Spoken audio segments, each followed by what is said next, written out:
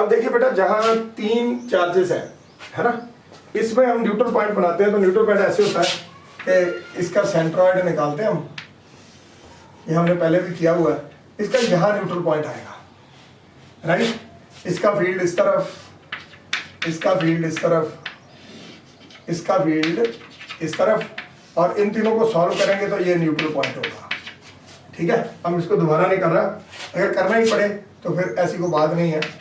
ये 60 और ये 60, इसका और इसका टोटल रिजल्टेंट ऊपर को 2e cos 60 आ गया, और इसमें e डाउनवर्ड है, ये और ये कैंसिल हो गया, e से e कैंसिल हो गया, नेट 0। ठीक है जी, कोई डाउटफुल बात? अब ध्यान से देखिए, अब इसकी लाइंस ऑफ फील्ड ड्रा करनी हो तो वो एक ट्रिकी जॉब है। देखिए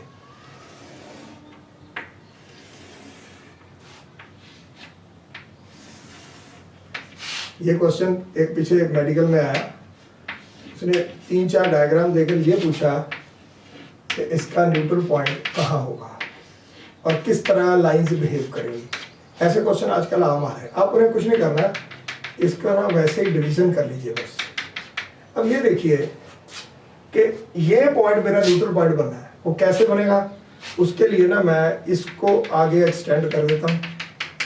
हमने स्पेस डिवाइड करनी है ना 3 चार्जेस के बीच, और इसको ऐसे कर देते हैं। देखिए अब इसकी लाइन ऐसे आएगी और यहाँ से बेंड होके इस तरफ चली जाएगी। इसकी लाइन ऐसे आएगी और ये बेंड होके ऐसे चली जाएगी। इसकी लाइन ऐसे होगी,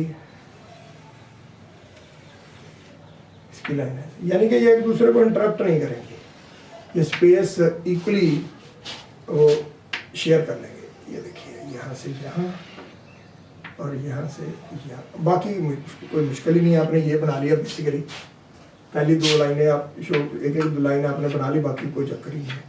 ये देखिए अब ये इसकी लाइन ऐसे निकली, ऐसे गई, और यहाँ अब जितनी चाहे लाइनें शो कर सकते हैं, ये कोई चक्कर नहीं है, मुश्किल नहीं है। इसकी ऐसे शो हो जाएंगी इस तरफ। मैंने जो बताना था वो एक अलग बात है, एरोज पॉजिटिव है तो आउटवर्ड है, नेगेटिव होते तो सभी एरोज इनवर्ड होते हैं। ठीक है जी, अब यहां ध्यान दीजिए, इसी तरह इसकी लाइनें हो जाएंगी।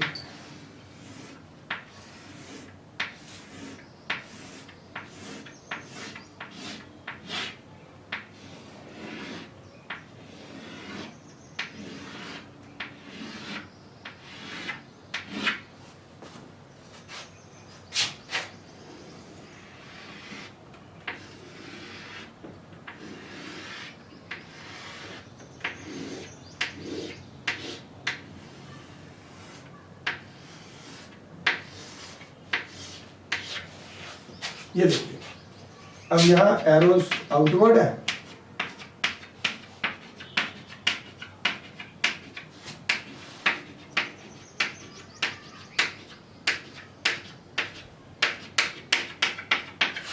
Like that. अब ये देखिए, ये जो जगह बची इसमें किसी की कोई भी लाइन नहीं है, so this is your neutral point. ये है आपका न्यूट्रल पॉइंट। अब इसमें एक चीज आप ध्यान दीजिए, जब आपके पास 2 चार्जेस थे ना, उसमें एक न्यूट्रल पॉइंट और 2 हाई कंसंट्रेशन पॉइंट्स बने थे। उसमें जैसे आपके पास 2 चार्जेस थे तो उसमें कुछ इस तरह की चीज आई होगी कि कहीं भी बनाकर देख लेते हैं। ये देखिए, जब ये 2 पॉजिटिव चार्ज थे तो इसमें क्या हुआ कि सेंटर पर एक डिवीजन लाइन है, इनकी लाइनें ऐसे चली गई थी। इसमें यहाँ एक हाई कंसंट्रेशन, यहाँ एक, और ये न्यूट्रल पॉइंट था, ऐसे था कुछ। अब इसमें क्या है, देखिए न्यूट्रल पॉइंट इसमें भी सेंटर पर एक ही बना है, 2 चार्जेस में भी एक ही न्यूट्रल पॉइंट है, 3 में भी एक ही है, न्यूट्रल पॉइंट एक ही होता है नॉर्मली। इसमें हाई कंसंट्रेशन पॉइंट 1, 2 और 3, ध्यान से देखिए, इसमें 3 हाई कंसंट्रेशन पॉइंट्स बने हैं, है ना। नॉर्मली हम जब पढ़ाते हैं ना, लोग न्यूट्रल पॉइंट की बात करते हैं, हाई कंसंट्रेशन पॉइंट की बात ही नहीं करते। हालांकि ये भी कंपटीशन में पूछा जा चुका है कि इसमें हाई कंसंट्रेशन पॉइंट्स कितने होंगे। डाइपोल में है ना, एक पॉजिटिव एक नेगेटिव हो, उसमें कोई न्यूट्रल पॉइंट नहीं होता, कोई हाई कंसंट्रेशन पॉइंट नहीं होता।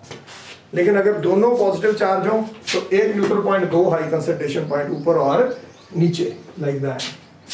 ये एक ये हो गया, एक ये हो गया। अगर ये बन गया तो इसमें है ना 3 हाई कंसंट्रेशन पॉइंट, और इसमें मैं डायग्राम यही बना देता हूँ, आपको समझ लगी होगी। अब कुछ भी आ जाए आप बना सकते हो। जैसे ये देखिए, इसकी लाइन यहां से, इसको ऐसे भी डिवाइड करना पड़ेगा, ऐसे बात नहीं करेंगे। ये देखिए, इसकी स्पेस यहां से लेकर यहां तक है इस चार्ज की। इसकी लाइनें हम यहां से डेविएट करेंगे ऐसे, और फिर ऐसे, फिर ऐसे, फिर ऐसे, फिर ऐसे, और इसकी लाइनें ऐसे इसकी हैं।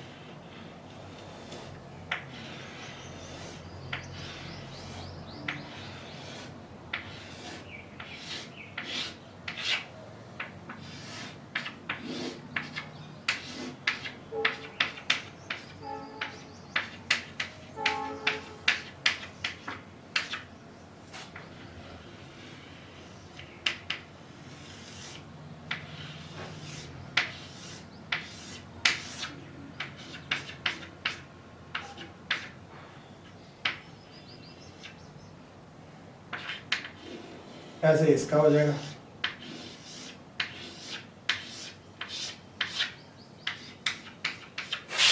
ऐसे इस तरफ,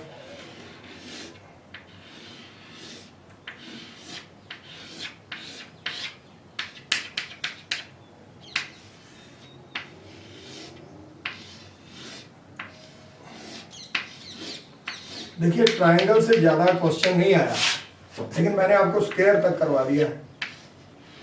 अब इसमें पेंटागन, हेक्सागन अगर आपने ट्राई करना है तो आपको पता चल जाएगा कि कैसे डायग्राम बनेगी। एक मेथड बेटा, क्वेश्चन करने से एक मेथड आ जाता है बच्चे को, उसको 2-3 बना दो, बाकी खुद बनाने लग जाता है। तो इसी तरह इसकी इधर से ये ऐसे चली जाएगी।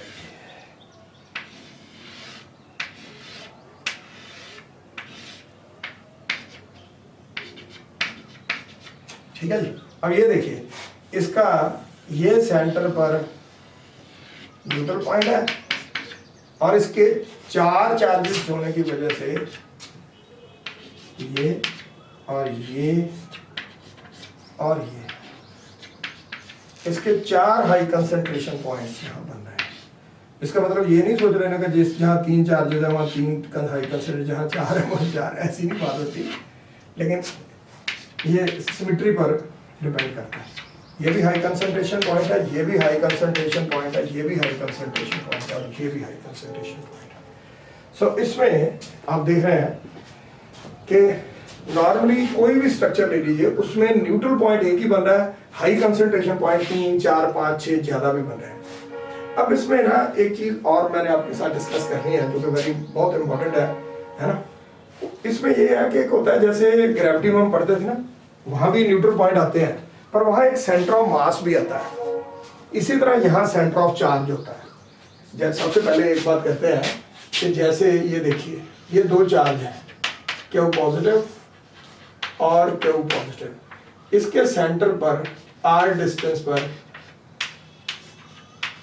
इस चार्ज का फील्ड इस तरफ E है, k q by r square, तो इसका फील्ड भी यहाँ E होगा, और ये E से ही कैंसिल हो गया। ये है आपका न्यूट्रल पॉइंट, ये आपका न्यूट्रल पॉइंट है। ठीक है जी। अब यहाँ देखिए कि इसी तरह अगर 2 मास हो, m और m, यहाँ ये r डिस्टेंस है, ये भी r डिस्टेंस है, तो इसकी ग्रेविटी यहाँ होगी G इज इक्वल टू, या gravitational field Gm by r square. इसकी ग्रेविटी इस तरफ होगी, ये दोनों फील्ड कैंसिल हो जाएंगे, ये है इसका न्यूट्रल पॉइंट। यानी कि अगर 2 मास एक न्यूट्रल पॉइंट देते हैं, 2 चार्ज भी देते हैं, फिर उसी तरह अगर 2 मास का सेंटर ऑफ मास हमने लेना हो, ये m और ये m है ना, तो इसका जो सेंटर ऑफ मास होता है वो भी सेंटर पर होता है। यहाँ ये है इसका सेंटर ऑफ मास। अब यहाँ से एक नया क्वेश्चन रेज होता है, वो ये है कि पहली बात कि सेंटर ऑफ चार्ज, पहली बात सेंटर ऑफ चार्ज का कोई मीनिंग है, ठीक है। नंबर 2, जब मास डिफरेंट हो तो हम उनका सेंटर ऑफ मास निकालने का एक मेथड है हमारे पास, m1r1 plus m2 r2 over m1 plus m2। वो चीज यहां वैलिड है ना। What about centre of charge for charges of different magnitude. अब ये आपके सामने क्वेश्चन है। पहली बात, जैसे सेंटर ऑफ मास होता है ना, पहली बात जैसे सेंटर ऑफ मास है वैसे सेंटर ऑफ चार्ज नाम की कोई चीज है या नहीं। नंबर 2, अगर ये इसमें मास हम अलग अलग ले लें, जैसे यहाँ ये एग्जांपल मैं एक लिख देता हूँ, किसी एक को रिमूव कर लेते हैं, चलिए इसको रिमूव कर देते हैं, इसकी जरूरत नहीं है, ध्यान से देखिएगा। अगर हम एक मास m लें और दूसरा मास 4m हो और 2 मीटर का डिस्टेंस हो, हम इसी को ओरिजिन ले लेते हैं, ठीक है। अब इसमें हमने सेंटर ऑफ मास निकालना हो ना, position of centre of mass r, वो होता है m1 r1 m2 r2 over m1 plus m2। अब ये देखिए, पहला मास है m, वो 0 पर है, इसलिए उसकी डिस्टेंस ओरिजिन से 0 हो गया, ये है ही ओरिजिन पर, इसका ओरिजिन से डिस्टेंस 0। अब दूसरा मास है 4m, उसका डिस्टेंस है 2, ओके। नीचे क्या आएगा, m प्लस 4m, ये क्या बन गया 8m ओवर 5m, ये काट दीजिए, ये तकरीबन आई थिंक 1.6 बनेगा, ठीक है ना, 1.6। ये कह इसी जगह यहाँ पर आ जाएगा, ये आपका सेंटर ऑफ मास है। इधर से ये 1.6 मीटर पर है और इधर से ये 0.4 मीटर पर है, दैट इज द पॉइंट, ठीक है। अब मैं आपको इसका नेक्स्ट लेक्चर में ये बताता हूँ कि सेंटर ऑफ चार्ज होता है या नहीं, अगर होता है तो इसी तरह बिहेव करेगा या नहीं करेगा, ठीक है बेटा। अभी हम नेक्स्ट लेक्चर शुरू करते हैं। Thank you very much.